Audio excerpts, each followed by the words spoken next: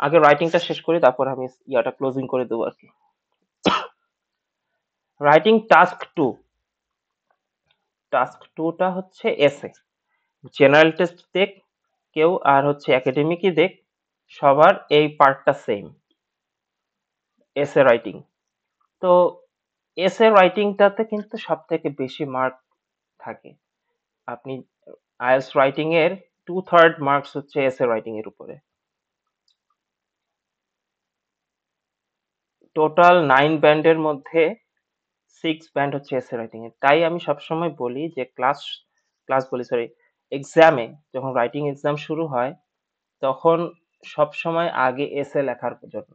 কারণ আপনার 40 মিনিটের মধ্যে যদি ভালোভাবে এসে লিখতে পারেন, তাহলে এসেতে যদি আপনি ভালো মার্কস পেয়ে যান, তখন টাস্ক ওয়ানে যদি আপনি মোটামুটিও মার্কস পান ওভারঅল, তখন একটা ভালো স্কোর চলে আসে। কিন্তু আপনি ধরেন প্রথমে গ্রাফ লিখলেন, এখন গ্রাফ লেখার সময় অনেক সময় এমন হয় যে গ্রাফটা যদি কঠিন আসে, তখন আপনি গ্রাফটা লিখতে লিখতে আপনার অনেকটা সময় চলে যেতে পারে।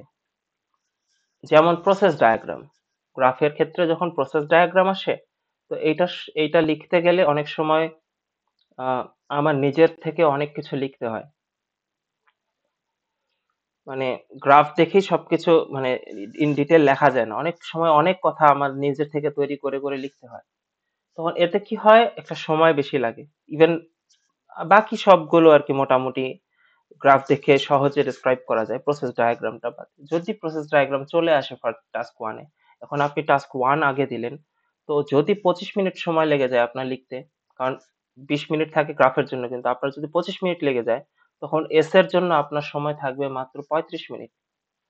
তো তখন আপনার এস এর থেকে সময় যেহেতু কমে গেল, আপনার এসে লেখাটাও কিন্তু খারাপ হয়ে যাবে। তখন ওভারঅল ব্যান্ড স্কোর দেখবেন যে রাইটিং এ আপনার কম আসতেছে।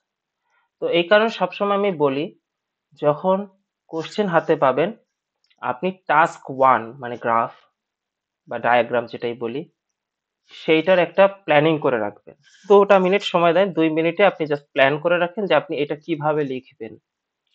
প্ল্যানিং যখন কমপ্লিট হয়ে যাবে, তারপরে সরাসরি এসেতে চলে যাবেন। এসেতে যে এসে লিখে ফেলবেন, ঠান্ডা মাথায় এসেটা লিখে ফেলবেন। ঠান্ডা মাথায় এসে লেখা শেষ হয়ে গেলে, তারপরে টাস্ক ওয়ান যখন আপনার প্ল্যানিং করাই আছে, তখন দেখবেন আপনার আর কষ্ট হচ্ছে না লিখতে। আপনি প্ল্যান মোতাবেক টাস্ক ওয়ানের ইন্ট্রোডাকশন ওভারঅল লিখে শেষ করে, তারপরে আপনি বডিটা আপনার সময় মতো ধুপাধুপ লিখে ফেললেন। আর যদি সময় কম থাকে, তখন মোটামুটি করেও যদি আপনি বডি প্যারাগ্রাফটা লেখেন, তাও দেখবেন ওভারঅল আপনার রাইটিং স্কোরটা ভালো আসতেছে। তো সরাসরি চলে আসি আমি টাস্ক টুতে। টাস্ক ওয়ান নিয়ে আমি গত ক্লাসগুলোতে আলোচনা করেছি, রেকর্ডিং দেখে নিন। আর টাস্ক টুতে এসে এসের এসের হচ্ছে মেইনলি 3টা পার্ট। 1 নাম্বার হচ্ছে ইন্ট্রোডাকশন, 2 নাম্বার হচ্ছে বডি প্যারাগ্রাফ, আর 3 নাম্বার হচ্ছে কনক্লুশন। এখন যে বডি প্যারাগ্রাফ গুলো, এটা কিন্তু আসলে একটা লিখলে হবে না, আমাদের সেভারাল বডি প্যারাগ্রাফস লিখতে হবে। এটা হতে পারে দুটো, হতে পারে তিনটা। তো কখন দুইটা লাগে কখন তিনটা লাগে সেটা নিয়ে বলতেছি। তো তার আগে আমি বলি ইন্ট্রোডাকশনটাকে কিভাবে সাজাবো আমরা। ধরুন আপনার আপনি যখন একটা বই পড়বেন, তখন কি করবেন, বইয়ের ফার্স্টে ভূমিকাটা পড়বেন। তো ভূমিকাটা যখন পড়বেন বইয়ের, তো তখন আপনি বুঝে যাবেন এই বইয়ের ভিতর আসলে কি নিয়ে আলোচনা করা হচ্ছে। তো এইটা এইটা অ্যাজ এ রিডার হিসেবে আপনার আহ, আহ, আহ, মানে বইয়ের ভিতরের অংশ পড়ার প্রতি যে আগ্রহটা তৈরি করবে, আহ, সেটা হচ্ছে এই মানে ভূমিকাটা মেইনলি এখানে সিগনিফিকেন্ট রোল প্লে করে। তো আপনি যখন ভূমিকাটা পড়বেন এবং বুঝে যাবেন যে পুরো বডির ভিতরে মানে বইয়ের ভিতরে কি আছে, এবং আপনার জন্য ইন্টারেস্টিং কিছু আছে কিনা বা ইম্পর্টেন্ট কিছু আছে কিনা, তো ইউজফুল কিছু আছে কিনা, তখন আপনি স্বাভাবিকভাবে বইটা ভিতরে পড়বেন। তো আপনার এসের ইন্ট্রোডাকশনটাকেও এরকম বানাতে হবে। ইন্ট্রোডাকশনটা অনেক বড় লিখতে হবে এটা বলছি না, ইন্ট্রোডাকশনটাকে এমন ভাবে লিখবেন যেন ইন্ট্রোডাকশন পড়ে এক্সামিনার বুঝে যায় এই ফুল এসের ভিতরে কি বলতে যাচ্ছেন আপনি।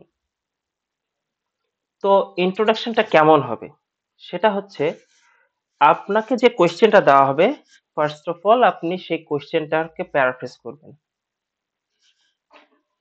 তো আপনার ফার্স্ট কাজ হবে কোয়েশ্চেনটাকে প্যারাফ্রেজ করা। তারপরে হচ্ছে সেই কোয়েশ্চেনের অ্যান্সার দেওয়া। অ্যান্সারটা কি? সেটা হচ্ছে আপনার আইডিয়াটা। সেই এই এসেটা কমপ্লিট করার জন্য আপনার ভিতরে যে আইডিয়াটা জেনারেট হচ্ছে, সেই আইডিয়াটাকে এক কথায় বা দুই কথায় শেয়ার করে দেওয়া। সেটাকে আমরা থিসিস স্টেটমেন্ট বলি। তো ফার্স্টে কোয়েশ্চেনটার প্যারাফ্রেজ করব, দেন একটা থিসিস স্টেটমেন্ট লিখব। ঠিক আছে? তো এই হচ্ছে আমার ইন্ট্রোডাকশন।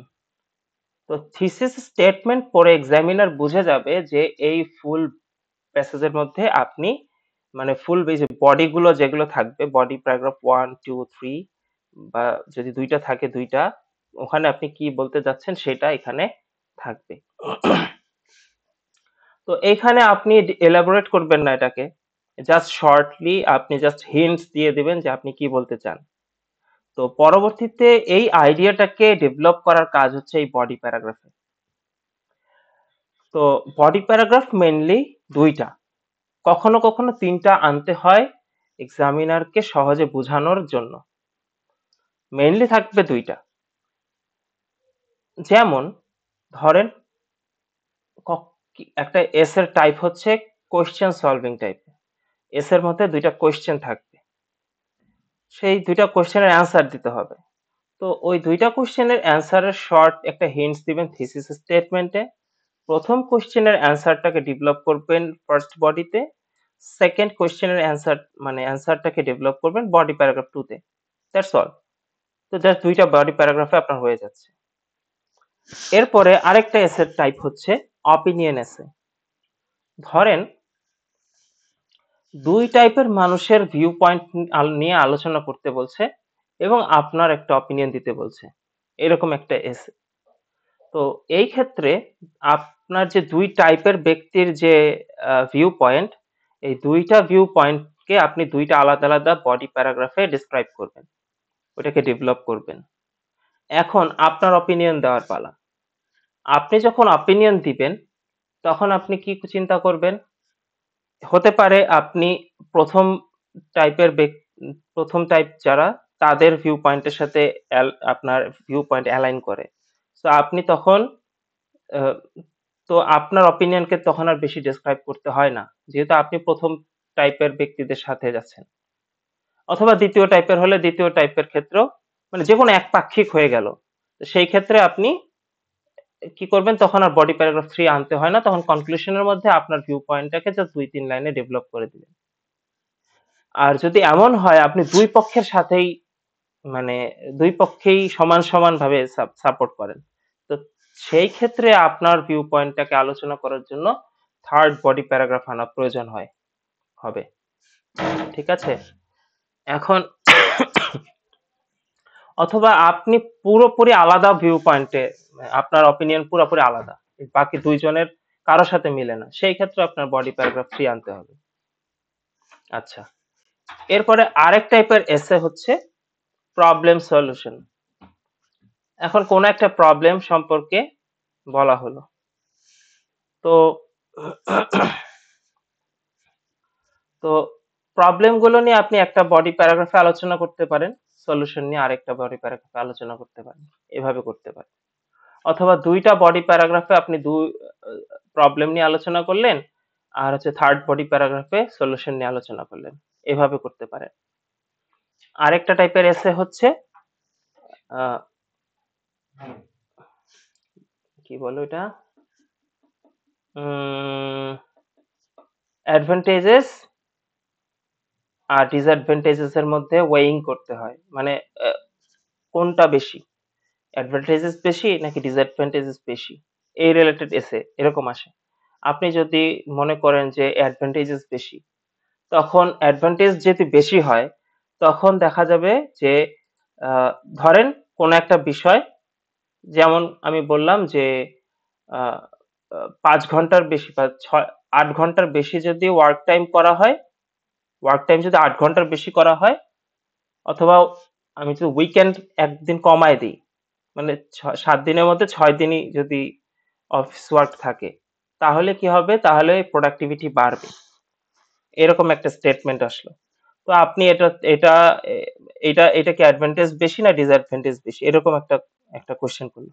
তখন আপনি মনে করলেন যে এটা অ্যাডভান্টেজের থেকে ডিসঅ্যাডভান্টেজেস বেশি। যে দিকে বেশি হবে সেইটা নিয়ে আপনি বেশি আলোচনা করবেন, আর যেটা কম মানে অ্যাডভান্টেজেস কম হলে সেটা নিয়ে অল্প আলোচনা করবেন। তো যেটা অল্প আলোচনার বিষয় হবে সেটা বডি প্যারাগ্রাফ 1 এ করতে হবে। ধরেন অ্যাডভান্টেজ কম, তাহলে অ্যাডভান্টেজ নিয়ে বডি প্যারাগ্রাফ 1 এ আলোচনা হবে। আর বাকি বাকি দুইটা বডি প্যারাগ্রাফে ডিসঅ্যাডভান্টেজেস গুলো নিয়ে আলোচনা হবে। ধরেন মেইন দুইটা ডিসঅ্যাডভান্টেজেস নিয়ে আলোচনা করবে, এরকম। মানে যেটার পক্ষে বেশি হবে, মানে যেটা বেশি ইয়া হবে, সেটা নিয়ে লাস্ট দুইটা প্যারাগ্রাফ হবে। আর যেটা কম হবে সেটা নিয়ে ফার্স্ট একটা প্যারাগ্রাফ হবে। তো এইরকম হচ্ছে এসে গুলা সাধারণত। আমি জাস্ট মানে শর্টকাটে বললাম। এটা ইন ডিটেইল শিখতে পারবেন। হ্যাঁ ভাই বলেন।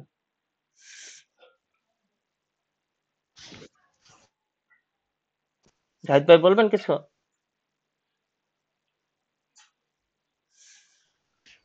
আমি এখন একটা এসে আপনাকে আহ, ও এসের এই জিনিসটা আমি আপনাদেরকে এখন বুঝাবো, তার আগে আরেকটা জিনিস দেখায়নি। আমি এখানে কিছু 4টা ভিডিও শেয়ার করেছি।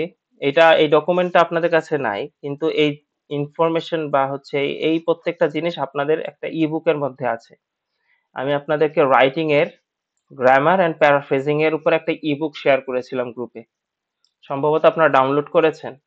ওই ইবুকটার মধ্যে এসে পার্টের মধ্যে এই মানে রাইটিং এর ভিডিও সাজেশন নামে একটা চ্যাপ্টার আছে, দেখবেন সেখানে টোটাল 10টা ভিডিও আছে।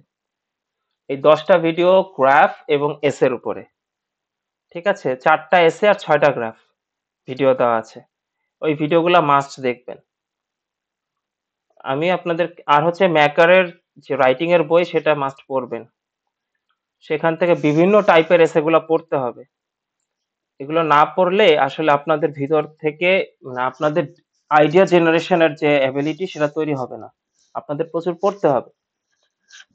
আর এর আইডিয়া রিলেটেড আমি একটা ইবুক কিন্তু শেয়ার করেছি রিসেন্টলি। সেটা থেকেও সেই ইবুকটাও পড়তে হবে। সেখানে দেখবেন প্রত্যেকটা টাইপের উপরে আলাদা আলাদা প্রত্যেকটা টপিক, মানে ব্রড টপিক যেগুলো, যেমন হেলথ, তারপর এডুকেশন, ফ্যামিলি, হ্যাঁ এরকম এরকম বড় বড় বড় ব্রড টপিকস আছে। সেইগুলোর আন্ডারে আবার ছোট ছোট সেকশন আছে, সেগুলোর আন্ডারে আবার অনেকগুলো আইডিয়াস আছে। সেই আইডিয়াস গুলো একবার হলেও গো থ্রু করবেন, দেন এটা আপনার মাথায় দেখবেন যে ইভেন ইভেন আপনি যে একটা আইডিয়া দেখলেন, সেই আইডিয়া নিয়ে একটু সময় চিন্তা করবেন যে এই আইডিয়াটা যদি আমি শেয়ার করি, তো এই আইডিয়ার সপক্ষে আমি কি রিজন দেখাতে পারি এবং কি এক্সাম্পল দিতে পারি, এটা নিয়ে জাস্ট একটা চিন্তা করবেন। এইরকম করে যদি একটু ব্রেনস্টর্মিং করেন আপনারা, তাহলে দেখবেন যে অ্যাকচুয়ালি যখন এক্সামে বসবেন তখন আপনাদের যে কোনো এসে আসুক, সেই এসেটার আইডিয়া জেনারেট করতে কষ্ট হবে না।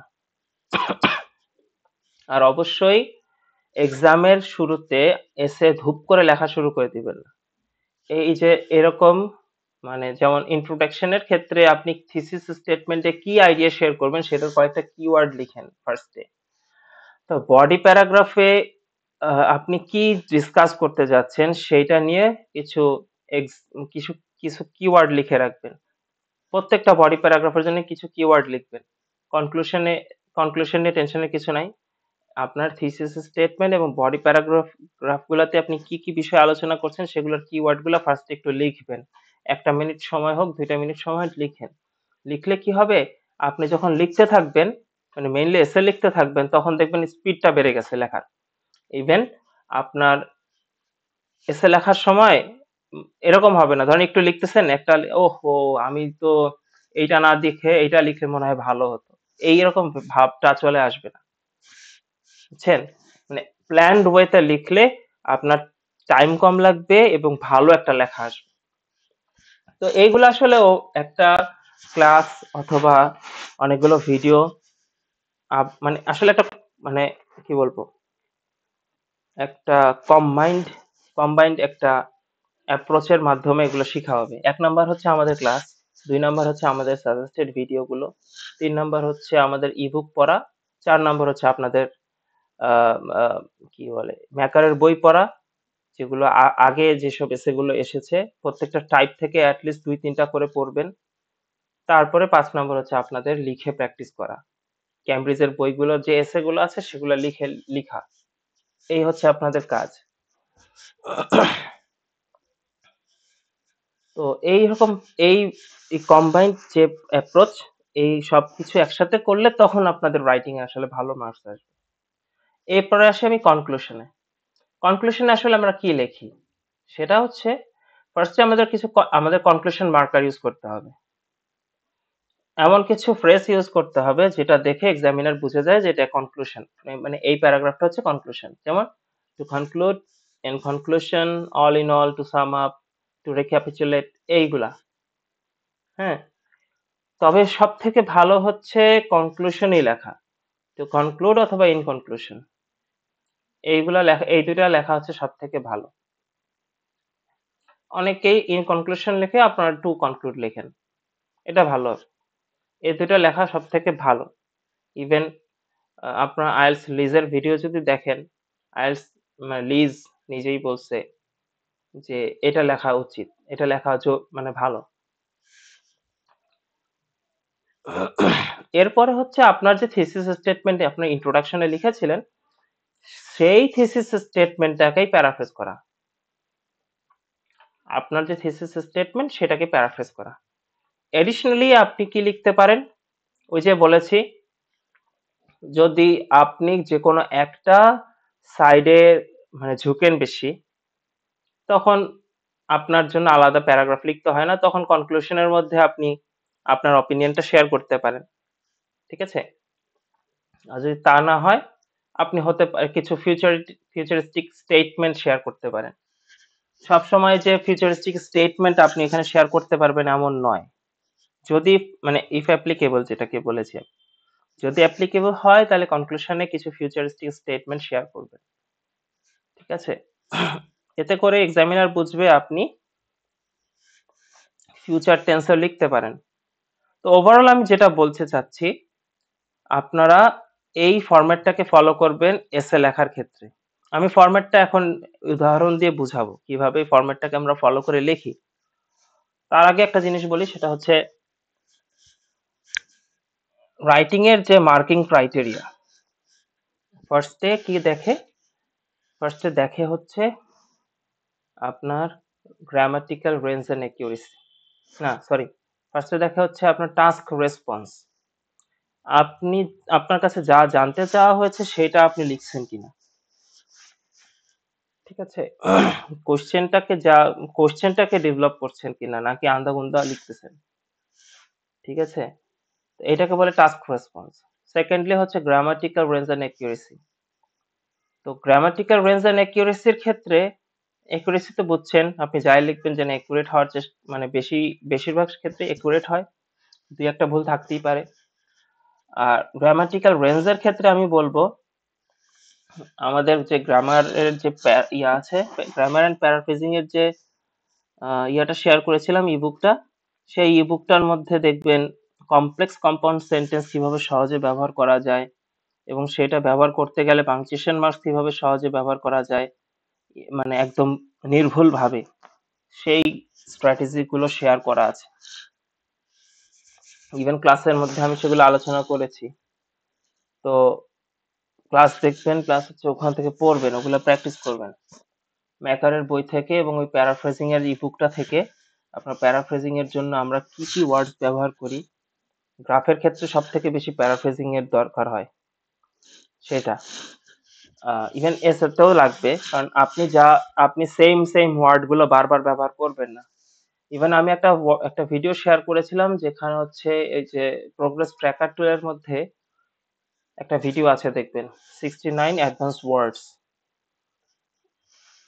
এই 69টা ওয়ার্ড যারা কিনা ব্যান্ড 8-9 পায়, তারা তাদের লেখা এবং বলার ক্ষেত্রে এইসব ওয়ার্ড গুলো ব্যবহার করে।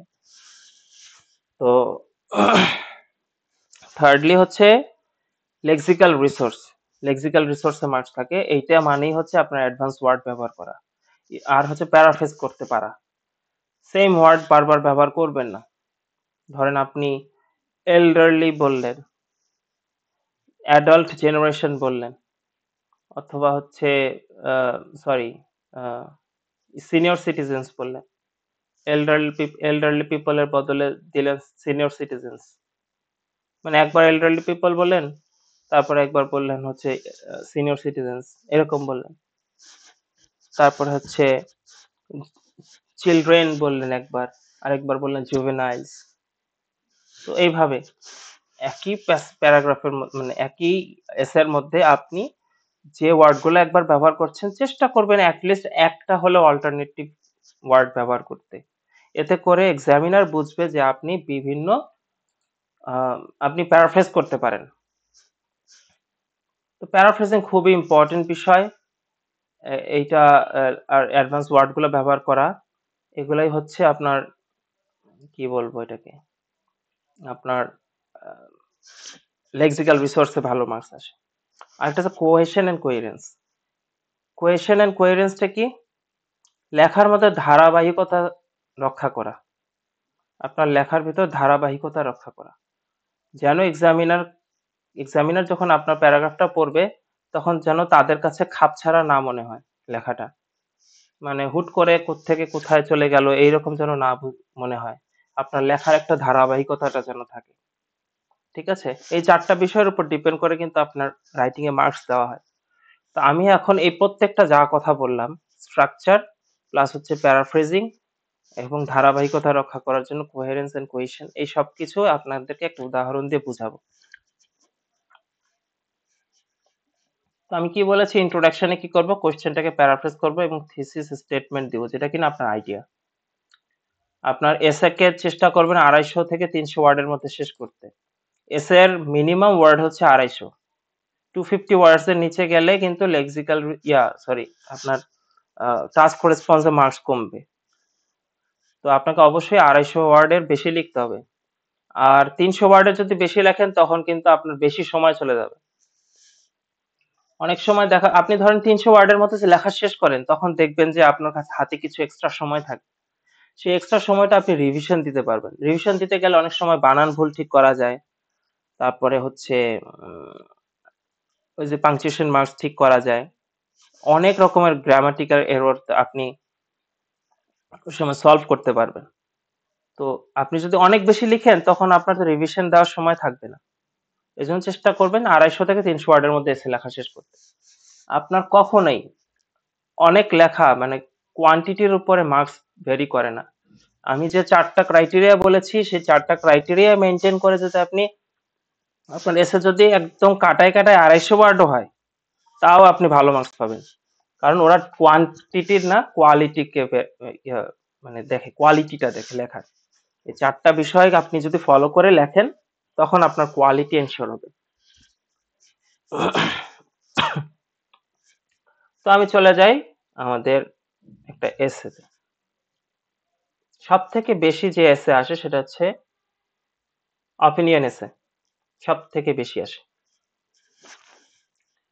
তো some people believe that life in a city is more comfortable, while others say that a village is a better place for living.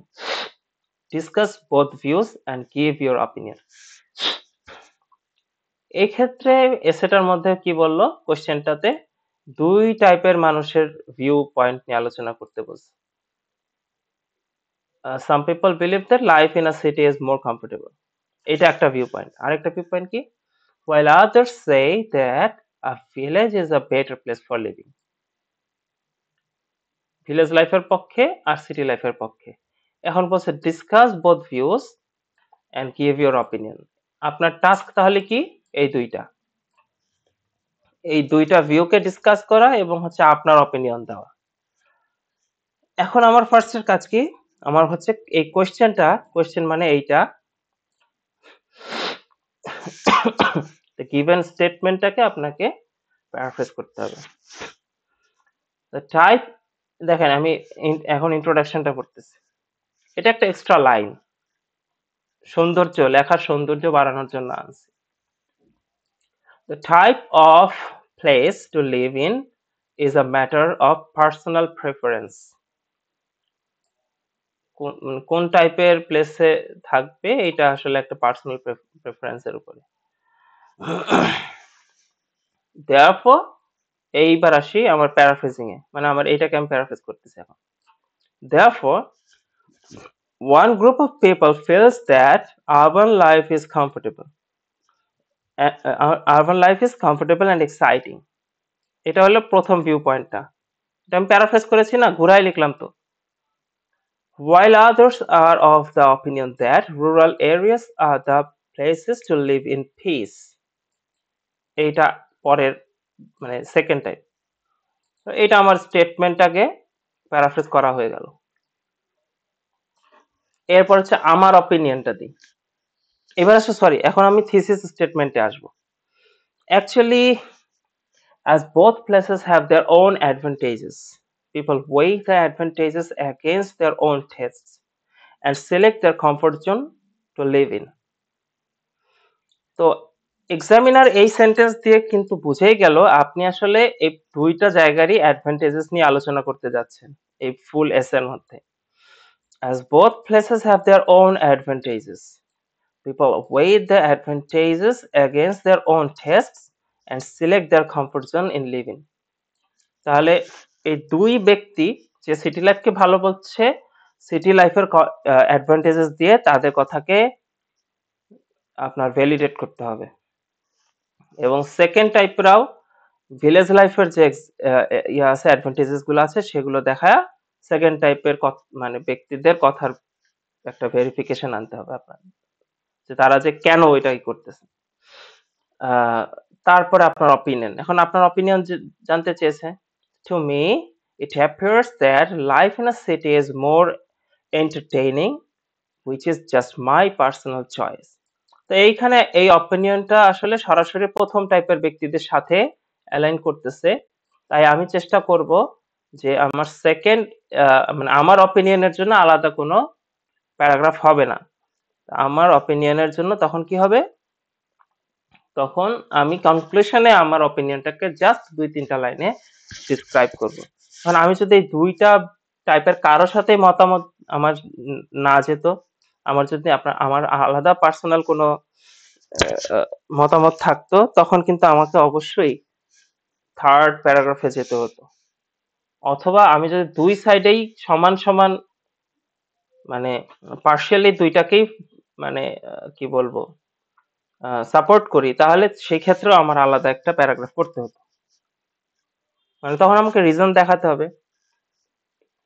এই হলো ইন্ট্রোডাকশন। তাহলে আমি কি করলাম, ফার্স্টে কোশ্চেনটাকে প্যারাফ্রেজ করলাম, তারপরে এই দুইটা ভিউর বিষয়ে আমি একটা থিসিস স্টেটমেন্ট আনলাম এবং আমার অপিনিয়নটাকে শেয়ার করলাম। তো এইটার বিষয়ে আমার যে আইডিয়াটা, সেই আইডিয়াটাকে আমরা থিসিস স্টেটমেন্ট বলতেছি।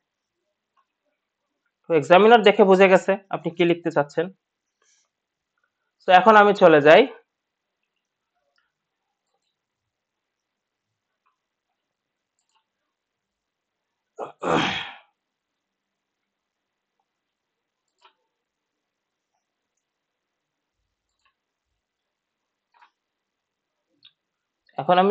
হচ্ছে বডি প্যারাগ্রাফে।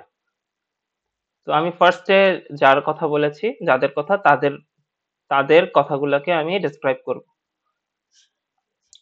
এখন ডেসক্রাইব করার সময় আমাকে দুইটা জিনিস খেয়াল রাখতে হবে। আমি যে এক মিনিট, বডি প্যারাগ্রাফের ভিতরে কি থাকবে সেটা একটু বলে নিই, এটা বলতে ভুলে গেছিলাম, সরি। তো বডি প্যারাগ্রাফের মধ্যে থাকে কি, সেটা হচ্ছে আমার টপিক সেন্টেন্স এবং স্কোপ পয়েন্ট। টপিক সেন্টেন্স হচ্ছে আমার বডি প্যারাগ্রাফের মেইন আইডিয়াটা, তারপরে হচ্ছে সেই আইডিয়াকে ডেভেলপ করার জন্য আমার একাধিক স্কোপ পয়েন্ট আনতে হতে পারে। কখনো কখনো শুধু টপিক সেন্টেন্স দিয়ে হয়ে যায়, কখনো কখনো আমার একাধিক স্কোপ পয়েন্ট আনতে হবে।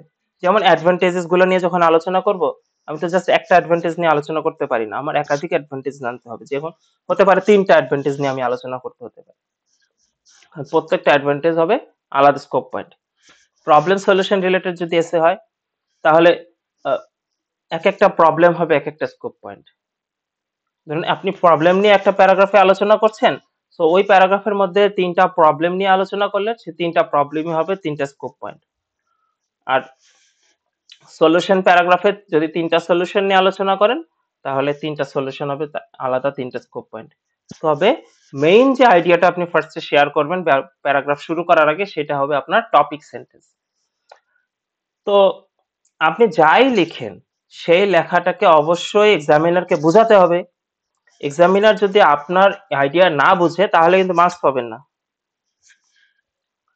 মানে টাস্ক রেসপন্সে মার্কস পাবেন না মেইনলি। তো এক্সামিনারকে বোঝাতে গেলে অবশ্যই আপনার আইডিয়া কেন আপনি শেয়ার করলেন সেটার একটা রিজন দেখাতে হবে। কেন আপনি এটাকে প্রবলেম মনে করেন, কেন এটাকে সলিউশন মনে করেন, কেন এটা একটা অ্যাডভান্টেজ, কেন এটা একটা ডিসঅ্যাডভান্টেজ, এইটার রিজনটা দেখাতে হবে। তারপরে রিজনটাকে আবার সাপোর্ট করার জন্য আপনি একটা এক্সাম্পল অথবা কোনো এক্সপ্লেনেশন আনতে পারেন, কোনো এক্সপেরিয়েন্স শেয়ার করতে পারেন। তবে চেষ্টা করবেন এক্সাম্পল এক্সপ্লেনেশন যাই থাকুক সেটা যেন জেনারেলাইজড হয়। জেনারেলাইজড মানে সবার সাথে ঘটে এরকম টাইপের জিনিস। কোন একটা প্রবলেম যেটা সবারই হয়, আপনার একার না। কোন একটা সলিউশন যেটা সবাই মনে করে যে এটা সলিউশন হতে পারে। আপনার এখানে এখানে সব সব থেকে বেশি চেষ্টা করবেন পার্সোনাল এক্সপেরিয়েন্স বা এক্সাম্পল না আনতে। যদি নিতান্তই অপারগ হন যে কিছুই লিখতে পারতেছি না, তখন আপনি পার্সোনাল কিছু আনলেন।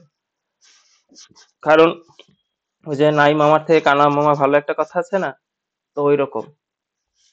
তো আমি এখন কি বললাম, আমার topic sentence, reason and explanation. তো আমি এখন বডি প্যারাগ্রাফে চলে যাই। On the one hand, city life has a number of advantages to live in. এটা হচ্ছে আপনার সেই টপিক সেন্টেন্স। আপনি এই বডি প্যারাগ্রাফে শুরু করছেন কি দিয়ে, আপনার অ্যাডভান্টেজেস গুলো দিয়ে, সিটি লাইফের অ্যাডভান্টেজেস দিয়ে। এখন আপনার স্কোপ পয়েন্ট গুলো আনবো। To begin with, প্রথমটা, to begin with, cities excel in terms of educational facilities. এটা হচ্ছে আপনার প্রথম স্কোপ পয়েন্ট। এডুকেশনাল ফ্যাসিলিটিস হচ্ছে আপনার স্কোপ পয়েন্ট। এখন স্কোপ পয়েন্টের সপক্ষে আপনার যুক্তি দেখাতে হবে, কেন, রিজন দেখাতে হবে। কখনো কখনো রিজনটা দেখালেই এক্সামিনার বুঝে যায়, তখন আর এক্সাম্পল লাগে না। কখনো কখনো এক্সাম্পল ইটসেলফ রিজন হয়ে যায়। ঠিক আছে, এটা ডিপেন্ড করবে, এটা আপনি নিজেই বুঝবেন যে এক্সাম্পল দিলেই কি এটা রিজন হয়ে যায় কিনা, অথবা এক্সাম্পল ছাড়াই রিজন দিলেই মানুষ বুঝে যাবে কিনা যে এটা ঠিক আছে। চিরন্তন সত্য টাইপের কথা আপনি যদি বলেন ওইটাই ইনাফ, ওইটার জন্য এক্সাম্পল লাগে না। ঠিক আছে, আবার যেমন এখন আমি যেটা আলোচনা করব, এখানে কিছু এক্সাম্পলস দিব, তাতেই এটার রিজন হয়ে যাবে কেন এডুকেশনাল ফ্যাসিলিটি সিটিতে ভালো। যেমন দেখেন, there are many primary and secondary schools, colleges, and both public and private universities for tertiary education, and these institutions are enriched with both resource persons and materials. তো আমার এই এক্সাম্পল দিয়ে আমি বুঝে গেছি যে সিটি লাইফ মানে সিটিতে এডুকেশনাল ফ্যাসিলিটিস ভালো। আলাদা আমাকে রিজন দেখাতে হয় নাই, এখানের এক্সাম্পলস আর অ্যাক্টিং লাইক দ্য রিজন। ঠিক আছে, তো এরপরে আসি মোরওভার। আপনারা খেয়াল করেছেন কিনা, on the other hand, to begin with, moreover, এই যে লিঙ্কার্স গুলো আমি ব্যবহার করলাম, এগুলাকে আমরা বলি কোহেসিভ ডিভাইস। কোহেসিভ ডিভাইস, এই কোহেসিভ ডিভাইস গুলোই আসলে আপনার লেখার ধারাবাহিকতাটাকে রক্ষা করবে, কোহেরেন্স এন্ড কোহেশনটাকে রক্ষা করবে। আপনার লেখার যে ধারাবাহিকতাটা সেটা রক্ষা করার সিস্টেমটাই হচ্ছে এই কোহেসিভ ডিভাইস গুলোর প্রপার ইউজ। যেমন moreover, people living in a city enjoy having a strong and wide network of communication. এটা হচ্ছে আপনার second topic second scope point. Second scope point, এটাকে যদি আমি টু বিগিন উইথ বা মোরওভার না লিখতাম তখন জিনিসটা আসলে খাপছাড়া লাগতো, হুট করে মনে হতো কি বললাম এখন কি বলতেছি। ধারাবাহিকতা রক্ষা করার জন্য এটা লিখেছি। এখন এটার ক্ষেত্রে এক্সাম্পল দিই। For example, commuters can easily avail themselves of modern public transport like buses. metro rail, and taxis. Another example is virtual communication through high-speed internet facilities. এখানেও এক্সাম্পল গুলো রিজনের কাজ করেছে। কমিউনিকেশনের ক্ষেত্রে কি কি এক্সাম্পল ছিল সেটা দেওয়ার কারণে বুঝে গেছে যে strong and wide network of communication city লাইফে আছে।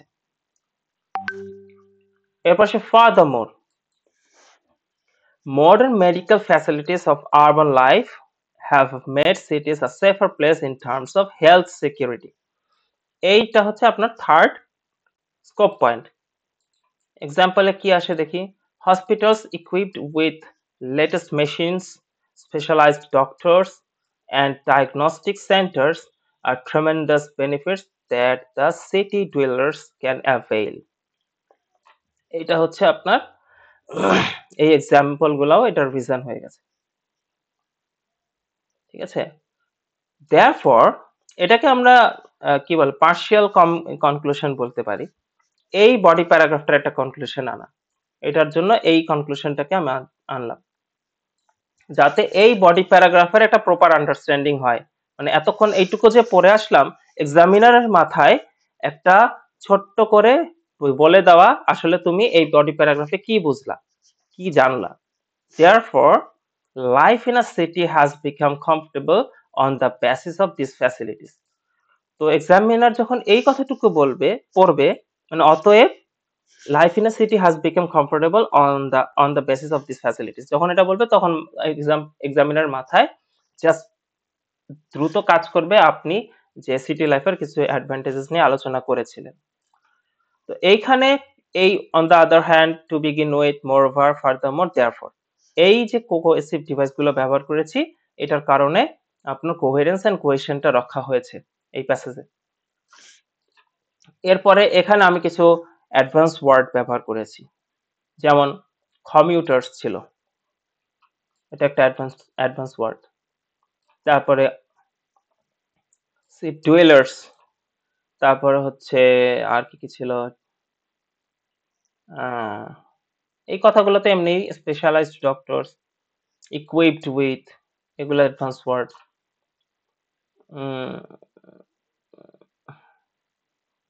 এরকম কয়েকটা অ্যাডভান্স ওয়ার্ড আছে। এই যে এক্সেল, এই জিনিসগুলো, এরকম অ্যাডভান্স ওয়ার্ড গুলো আমি ব্যবহার করেছি। ভুলেও আপনি যখন কথা বলেন তখন তো ইডিয়মস এন্ড ফ্রেজেস ব্যবহার করবেন, কিন্তু লেখার ক্ষেত্রে কখনো ইডিয়মস এন্ড ফ্রেজেস ব্যবহার করবেন না, কোনো কনট্রাকশনস ব্যবহার করবেন না। ডোন্ট, ক্যান্ট, এরকম কোনো কনট্রাকশন ব্যবহার করা যাবে না ফর্মাল রাইটিং এ। ইভেন আপনি কোনো ফ্রেজ এন্ড ইডিয়মস ব্যবহার করতে পারবেন না, মনে রাখবেন এটা। তো সেকেন্ড প্যারাগ্রাফে আমি কি করব, সেকেন্ড প্যারাগ্রাফটা হচ্ছে ভিলেজ লাইফের যে অ্যাডভান্টেজেস গুলো সেগুলো।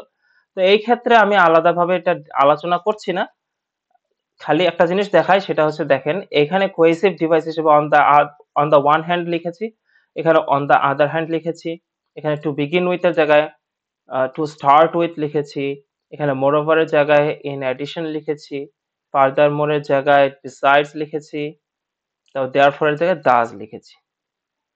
তো এইখানে আবার আলাদা কিছু কোহেসিভ ডিভাইস ব্যবহার করেছি। এইখানে সেকেন্ড প্যারাগ্রাফে অন্যরকম কোহেসিভ ডিভাইস ব্যবহার করার কারণও কিন্তু প্যারাফ্রেজিং। প্যারাফ্রেজিং বলতে আপনি যে ওয়ার্ডগুলো একবার ব্যবহার করেছেন সেকেন্ড টাইম যে ব্যবহার করছেন না, আপনার যে এগুলোর সাবস্টিটিউশন কোনো কিছু আছে আপনার নলেজে, সেগুলো হচ্ছে এইটার প্রমাণ, মানে অল্টারনেটিভ ওয়ার্ডস আর কি, সরি। তো আমি যেহেতু একপাক্ষিক ছিলাম, তো আমি কিন্তু আলাদা থার্ড প্যারাগ্রাফ করি নাই, আমি সরাসরি কনক্লুশনে চলে গেছি। তো in conclusion, it is clear that both places, আমি কি বলেছিলাম কনক্লুশনে, আপনি যে থিসিস স্টেটমেন্ট লিখবেন সেই থিসিস স্টেটমেন্টটাকে প্যারাফ্রেজ করবেন। তো কনক্লুশনে তাই করেছি, দেখেন, it is clear that both places, cities and villages have their own kind of advantages of benefits. তো এই কথাটাই, এই যে places have their own advantages ওইটাকে আমি জাস্ট প্যারাফ্রেজ করে লিখেছি, একটু ঘুরায় লিখেছি আর কি। Their own kind of advantages or benefits. এবার আমার নিজের মতামতটাকেও প্যারাফ্রেজ করলাম। Personally I feel comfortable living in a city because of the facilities and urban life offered, that urban life offers. এটুক কিন্তু সেই থিসিস স্টেটমেন্টের প্যারাফ্রেজটাই। এখন আমার অপিনিয়নটাকে তো ডেভেলপ করা লাগবে। আমি যেহেতু কোনো আলাদা প্যারাগ্রাফ করি নাই, তা আমারটাকে আমি যে 2 লাইনে কিন্তু এখানে দেখেন ডেভেলপ করেছি। যেমন দেখেন, however I like paying a visit to villages just for a while to enjoy the natural aspects and to get some mental space. যতই আমি সিটি লাইফ পছন্দ করি, আমি ন্যাচারাল অ্যাসপেক্টস আর হচ্ছে মেন্টাল স্পেসের জন্য মাঝে মাঝে আমি ভিলেজে যাওয়া পছন্দ করি, এই টাইপের কথা। But when it comes to choosing a place for living, I would prefer cities to villages. For other people, the question of setting up on between the two and entirely depends on the personal selection. মানে এই পর্যন্ত লিখলেই হয়ে যেত, এটুকু আমি extra লিখেছি, এটা দরকার নেই। যেমন, but when it comes to choosing a place for living, I would prefer cities to villages. এই পর্যন্তই মেইন এসেটা ছিল। এই কথাটাকে জাস্ট আমি এক্সট্রা বলেছি শুধুমাত্র আমার কথাটাকে একটু জাস্ট বাড়ানোর জন্য, যেহেতু আমি একপাক্ষিক কথা বলছি, আমার আলাদা ডেভেলপ করতে হয়নি। তো এই হচ্ছে এসে লেখার সিস্টেম। তো আপনাদের কাজ কি তাহলে? স্ট্রাকচারটা ফলো করে লেখা, আমার প্যারাফ্রেজিং আর গ্রামারের যে পিডিএফটা মানে ইবুকটা সেটা পড়া, তারপরে সাজেস্টেড যেসব 10টা ভিডিওস আছে সেই 10টা ভিডিও দেখা, আমাদের প্রিভিয়াস ভিডিওস গুলো দেখা, এবং ম্যাকারের বই থেকে প্রত্যেকটা টাইপের গ্রাফ, প্রত্যেকটা টাইপের এসে অ্যাটলিস্ট 2-3টা করে হলেও এসে বা গ্রাফ আপনার পড়া, এবং ক্যামব্রিজের বই থেকে লিখে লিখে প্র্যাকটিস করা। এই হচ্ছে আপনাদের আইএলটিএস এর রাইটিং প্র্যাকটিসের উপায় বা সিস্টেম। এইভাবে যদি না করেন তাহলে আপনি ভালো মার্কস পাবেন না আপনি। আর এই ফুল 5টা স্ট্র্যাটেজি ফলো করে যদি লেখেন তাহলে অবশ্যই আপনারা ভালো করবেন।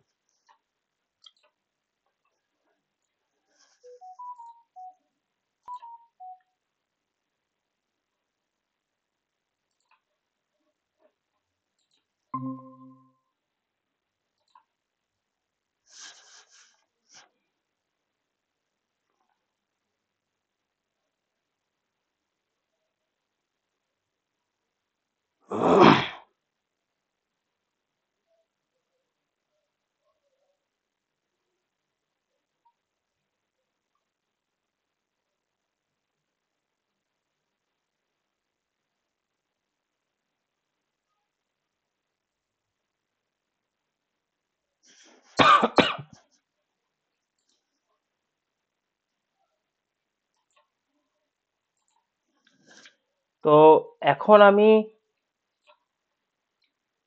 ক্লাসটা এন্ড করে দেব। আমাদের স্পিকিং মডিউলের ফলো আপ কোশ্চেন সম্পর্কে রাইম রুবাইদ ভাই ইতিমধ্যে আলোচনা করেছেন, তাও আমি কিছু উদাহরণ নিয়ে আলোচনা করব। ফলো আপ কোশ্চেন এগুলোর মাধ্যমে আমি স্পিকিং এর যে আমাদের মডিউলটা সেটা শেষ করে দেব। তো ফার্স্টে আসি ফলো আপ কোশ্চেনটা কি, সেটা তো আপনারা ইতিমধ্যে জেনে গিয়েছেন। তো ব্যান্ড 5 এর যারা আছেন এবং ব্যান্ড 7 যারা আছেন তাদের অ্যান্সারের পার্থক্যটা দেখে আপনারা বুঝতে পারবেন যে কিভাবে অ্যান্সার দিলে আপনি একটা ব্যান্ড 7-8 এর মতো স্পিকিং এ মানে আপনাকে কোশ্চেনের অ্যান্সার করতে হবে। ফলো আপ কোশ্চেনের উপরে অনেক কিছু ডিপেন্ড করে। আপনি হয়তো পার্ট 1 এবং পার্ট 2 খুব ভালো করে কোশ্চেন এগুলোর অ্যান্সার দিয়েছেন, তো এতে করে এক্সামিনার ধরে রাখবে আপনাকে হয়তো 5 বা 5.5 দিবে। কারণ ফলো আপ কোশ্চেনের শুরুর দিকের কোশ্চেন গুলো একটু সহজ হয়, আপনি তো অ্যাটলিস্ট সহজ কোশ্চেন গুলোর অ্যান্সার দিতেই পারবেন। তো ওই সহজগুলোর 2-একটা অ্যান্সার যখন দিয়ে ফেলবেন তখন কি হবে, তখন আপনাকে মোটামুটি 6 বা 6.5 দিয়ে ছেড়ে দিবে যদি কঠিনগুলো অ্যান্সার করতে না পারে। তো ফলো আপ কোশ্চেন গুলোকে ডেভেলপ করার সহজ সিস্টেম কি, আপনাকে যে কোশ্চেনটা করা হবে সেটার অ্যান্সারটা দিবেন। অ্যান্সারটা হচ্ছে আপনাকে কোশ্চেনের পিছনে যে আইডিয়াটা, সেই অ্যান্সার দেওয়ার জন্য আপনার আইডিয়াটাকে শেয়ার করা, ঠিক আছে? তো আইডিয়া শেয়ার করাটাই হচ্ছে আপনার অ্যান্সার। এরপরে আইডিয়াকে সাপোর্ট করার জন্য আপনাকে মানে আইডিয়াটাকে ডেভেলপ করতে হবে।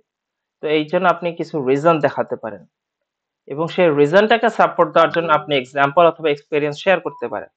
তো এই ক্ষেত্রে চেষ্টা করবেন যে এক্সাম্পলস অথবা এক্সপেরিয়েন্স ওই রাইটিং এর ক্ষেত্রে আমি যেমন বলেছি এর ক্ষেত্রে জেনারেলাইজড হবে। চেষ্টা করবেন এক্সাম্পল আর এক্সপেরিয়েন্সটা জেনারেলাইজড হয় এবং যদি একান্তই না পারেন তখন পার্সোনাল এক্সপেরিয়েন্স অথবা এক্সাম্পল শেয়ার করতে পারেন। তো এখন সরাসরি আসি যে ব্যান্ড 5 এর এক্সামিনিরা কিভাবে অ্যান্সার করে এবং ব্যান্ড 7 এরা কিভাবে অ্যান্সার করে। যেমন ফার্স্টে একটা কোশ্চেনে আসি, do you think it is important for people to spend time with their families? তো এই কোশ্চেনটার অ্যান্সার ব্যান্ড 5 এরা কিভাবে করবে? স্ট্রাকচার ফলো করে। আমি বলছি স্ট্রাকচার ফলো করে। Yes, I think it is important to spend time with family because family is important and they help you in life. Spending time with them makes you happy and close.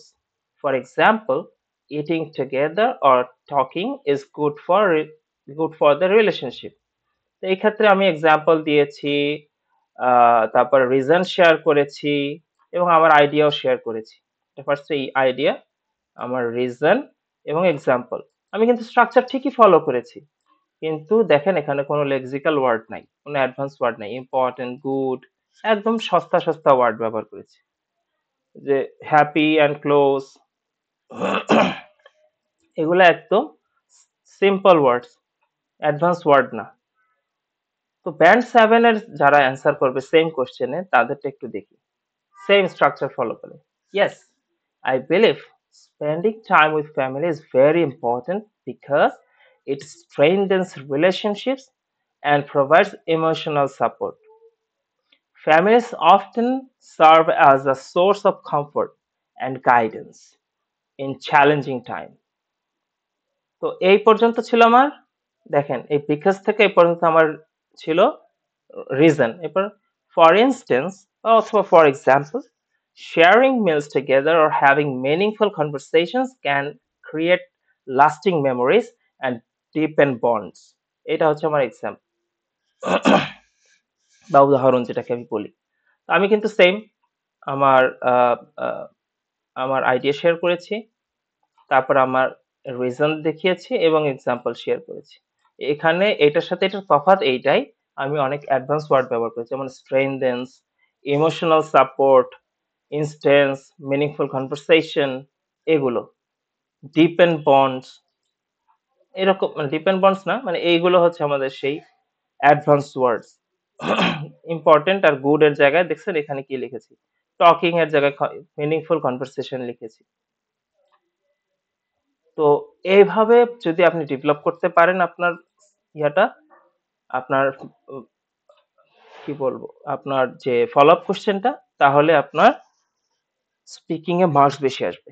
এখন আপনি follow up question গুলোর answer বারবার এইভাবে band 5 এর মতো দিচ্ছেন, তখন আপনাকে আর কোশ্চেন করবে না ওরা, হয়তো 2টা অথবা 3টা কোশ্চেন করে ছেড়ে দিবে, আপনাকে আর কোনো কোশ্চেন করবে না, কারণ ওরা বুঝেই নেবে যত হার্ডার কোশ্চেন আপনার ফলো আপ কোশ্চেন যত পরের কোশ্চেন আসতে থাকে তত হার্ডার হতে থাকে, যত হার্ডার কোশ্চেন আসবে আপনি ভালো করে অ্যান্সার করতে পারবেন, এটা বুঝে যাবে, ওরা সময় নষ্ট করবে না, তখন আপনাকে ব্যান্ড 6 দিয়ে ছেড়ে দিবে অথবা 6.5 সর্বোচ্চ দিয়ে দিবে।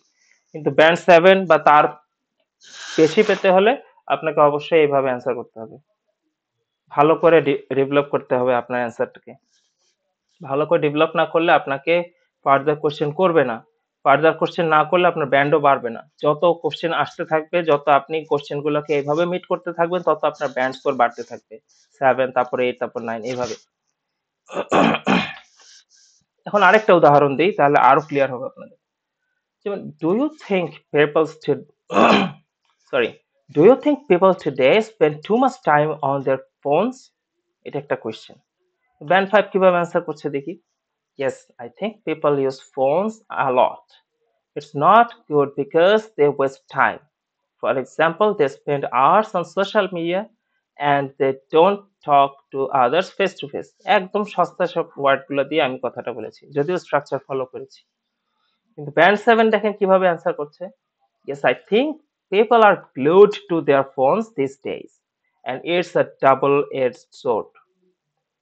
এই হচ্ছে আমার idea. While smartphones make life easier, they also lead to wasting precious time. এখন আমি এক্সাম্পল আসি। For example, scrolling endlessly on social media is like going down a rabbit hole, which often stops people from having meaningful face-to-face interactions.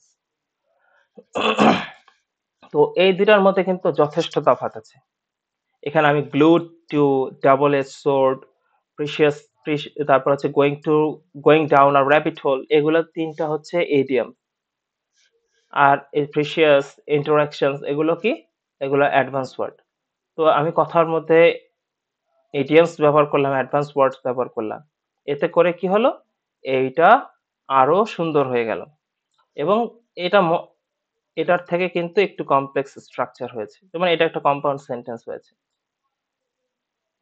শুরুর এটা একটা compound sentence হয়ে গেছে। মানে একটু কমপ্লেক্সের দিকে চলে যাব। তো এটা কিন্তু একদিনে আসবে না, আপনার প্র্যাকটিস করতে হবে।